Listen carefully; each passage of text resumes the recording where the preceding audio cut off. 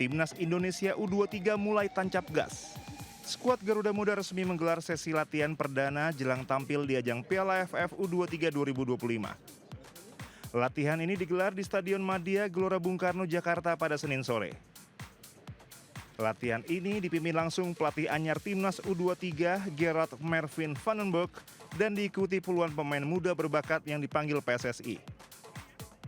Tak hanya mengandalkan pemain muda, Vandenberg juga memanggil beberapa nama yang punya pengalaman membela timnas senior. Ini jadi perpaduan menarik antara kekuatan muda dan pengalaman di level tertinggi. Kehadiran mereka diharapkan mampu menjadi tulang punggung dalam perburuan gelar juara di AFF U23 2025 pada 15 Juli mendatang. Target yang diberikan oleh PSSI, oleh federasi adalah menjuarai Piala ASEAN ya, U23 ini. Kemudian nanti melanjut lagi dengan persiapan kualifikasi Piala Asia U23. Piala AFF U23 tahun ini bukan sekedar turnamen regional biasa. Ajang ini juga menjadi batu loncatan penting menuju SEA Games dan kualifikasi Piala Asia U23. Dengan materi yang menjanjikan, publik optimis Garuda Muda bisa bicara banyak. Dari Jakarta, Indra Setiabudi, Jaka Samsa, Anyus melaporkan.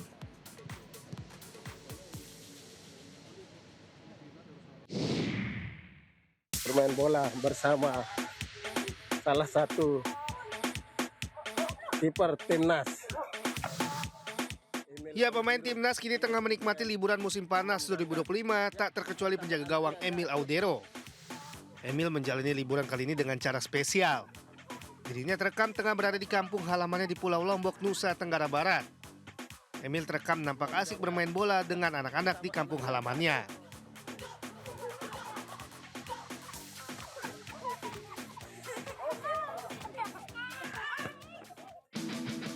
Sementara bek andalan timnas Indonesia Rizky Ridho resmi mengakhiri masa lajengnya dengan mempersunting sang kekasih.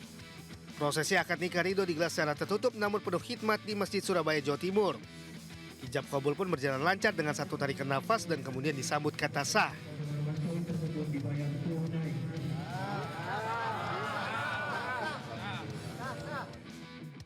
Momen pernikahan mereka pun telah dibagikan di media sosial sambil memamerkan buku nikahnya. Selamat ya Bang Ridho, semoga sakinah, mawadah, dan warohmah.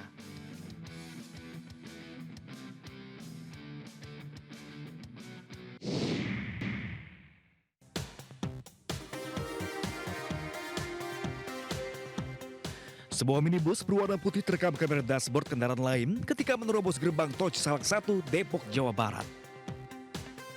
Mobil yang diduga dikendari seorang pria itu menerobos portal yang telah terbuka dengan cara memepet kendaraan lain di depannya.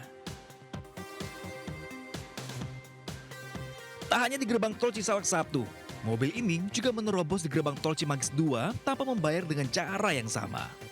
Setelah berhasil melewati portal tanpa membayar, pengemudi langsung tancap gas. Petugas pun membenarkan aksi pelanggar di dua gerbang tol tersebut dan telah mendapati identitas pemilik kendaraan yang telah dipindah tangankan kepada orang lain. Pengemudi diminta segera menyerahkan diri. Hasil pelacakan sudah dipindah tangankan atau sudah dijualbelikan kepada pengemudi yang saat itu mengenai tersebut. Kami himbau supaya bisa menyerahkan diri atau kami melaksanakan upaya-upaya pencarian. Ditlantas Polda Metro Jaya mengimbau kepada para pengguna jalan agar selalu menaati rambu lalu lintas, termasuk melaksanakan kewajiban membayar saat memasuki jalan tol untuk pemeliharaan jalan tol. Dari Jakarta, Reni Sanjaya, iNews melaporkan.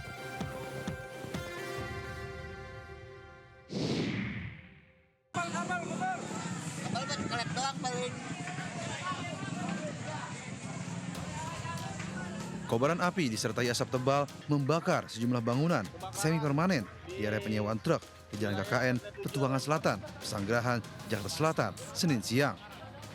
Warga yang panik berhamburan ke tengah jalan. Kobaran api yang membesar membuat api merambat ke bangunan lainnya. Menurut warga, sempat terjadi ledakan saat terjadi kebakaran tersebut. Sebanyak 4 bangunan semi permanen hangus terbakar. Diduga api berasal dari korsleting listrik. Terdengar suara ledakan dan asap langsung besar, kabel juga langsung pada kebakar, lalu api besar dan kita juga langsung manggil lagi untuk pihak damkar. Api berhasil dipadamkan setelah petugas menerjunkan 6 unit mobil pemadam dan 35 personil ke lokasi. Di Jakarta, Helmi Sajangbati melaporkan.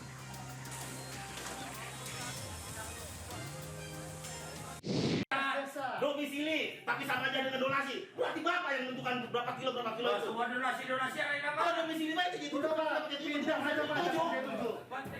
Sejumlah kepala desa di Kecamatan Jati 7 terlihat emosi setelah menyampaikan alasan kenapa warganya tidak diterima SMA Negeri 1 Jati 7 pada tahap awal kepada pihak sekolah setempat.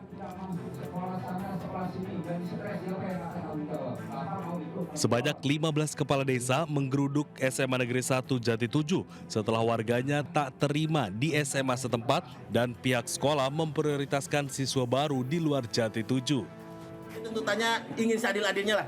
Artinya ada istilah di sana bumi dipijak, di situ langit dijunjung. Artinya SMA 177 itu adalah kepunyaan warga Jati 7. Jadi kami kan tahu silsilah dari awalnya itu bagaimana awalnya nginep di SMP, SMA nginep di SD sekian tahun, terus bisa membangun, ditarik supaya yang daftar. Sekarang kami sudah pada tua kan tahu persis perjalanan SMA ini. Nah sekarang udah besar, udah gede, ternyata melupakan terhadap apa itu lupakan kulitnya gitu. Jadi ingin ada kebijaksanaan yang lebih hebat.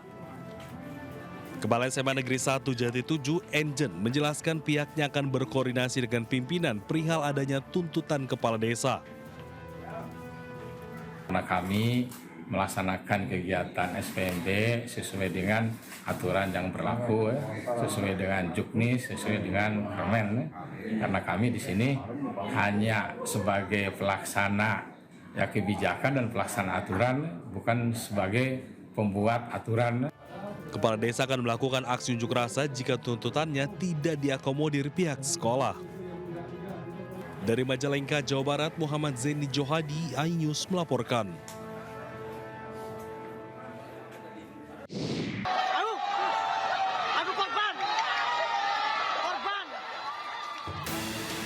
Inilah detik-detik tembok pembatas lapangan roboh saat ajang perlombaan kerapan sapi di Sumeneb, Madura, Jawa Timur. Terlihat sejumlah penonton yang duduk di atas pagar pembatas lapangan ikut jatuh berhamburan dan menimpa penonton lainnya.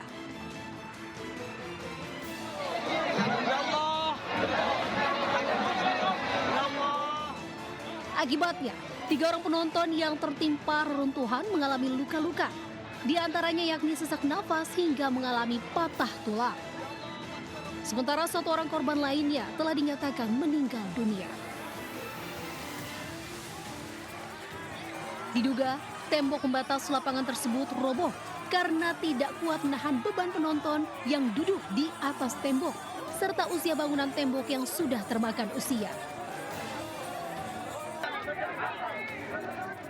Kini ketiga korban luka masih menjalani perawatan di rumah sakit setempat. Dari Sumeneb, Madura, Jawa Timur, Faris Purnama melaporkan. Ada kujur.